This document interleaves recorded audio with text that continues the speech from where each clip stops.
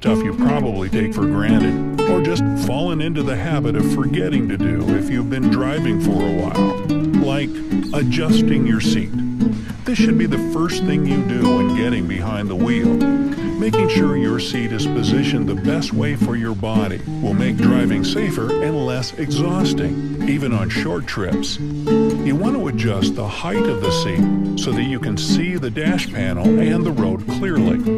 If you happen to be a bit on the shorter side and can't see over the dash, even after doing everything the seat will allow, get a cushion or wedge to sit on. As for the seat's incline, keep it at about 100 to 110 degrees. I know it looks super cool when you're leaning way back like a boss, but again, comfort and safety over style, folks. The headrest should be adjusted so that your head is right smack dab in the middle of it. This will help prevent a bad neck injury in case of an accident. Next, mirrors. Starting with the driver's side, once your seat is adjusted, lean left and get as close to the side window as you can. Then adjust the mirror until you can see the rear fender. Once you're sitting correctly, you should just barely see the side of the back bumper. Moving on to the passenger side mirror, here you want to stay in the driver's seat and lean to your right until your head is just about in the middle between the two front seats. Now adjust this mirror so that you can see the back fender too. Again, when you move back to a normal driving position, you should just get a glimpse of the side of the rear bumper. Finally, we get to the rear view mirror.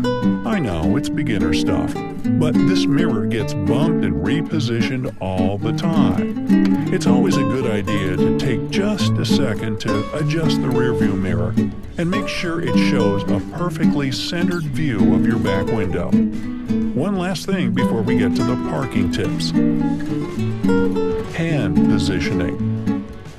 I can't stress enough how important this is. There's no beverage worth sipping, no text worth texting, or song worth skipping that's more valuable to your safety.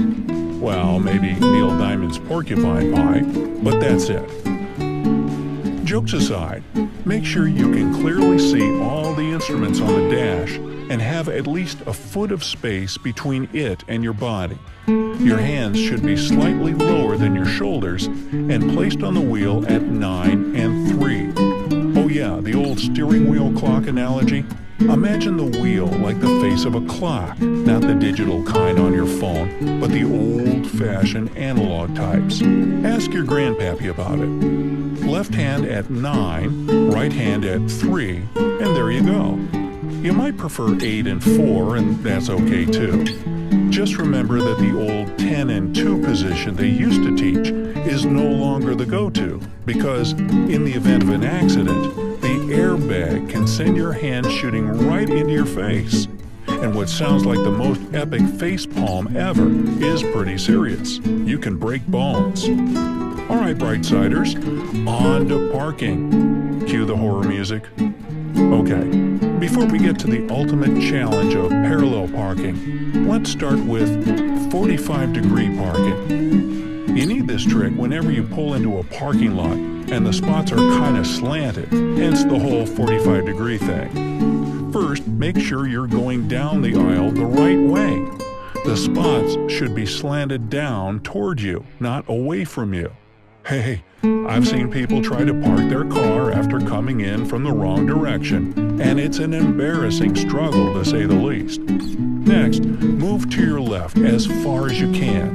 Keep moving until your right side view mirror is lined up with the left tail light of the car on your right-hand side. After that, turn the wheel to the right and pull into the spot. You might have to straighten it out a bit, especially if you have a longer vehicle. The next level up from that is perpendicular parking. This is kind of similar, but the parking spots aren't angled. They're your typical straight line variety. Again, start off by getting as far to the left as you can. Watch out for incoming cars first. The further you are to your left, the easier it's going to be. Align your right side view mirror with the right line of the parking spot. Then cut the wheel to the right and pull in. Turn turn the steering wheel to the left and straighten the car. If you follow the right mirror with right line trick, you shouldn't have to back up and straighten the car out too much.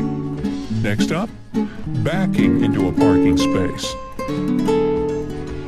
I feel like there are two types of parkers in this world.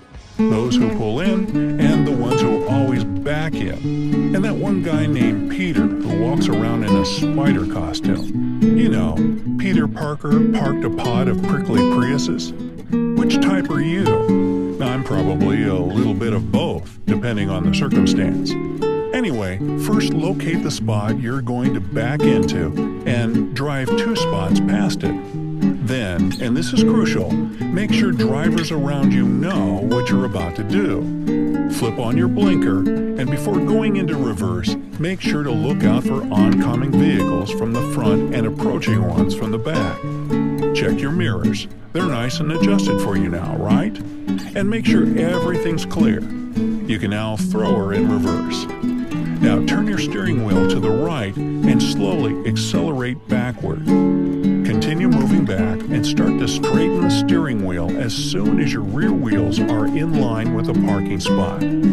Keep checking those mirrors so you don't hit any cars next to you. Once you get yourself aligned in the spot, straighten your steering wheel and continue backing up until the front of the car is lined up with the others in the row. Also, be careful not to continue in reverse so you don't crash into the curb or parked car behind you.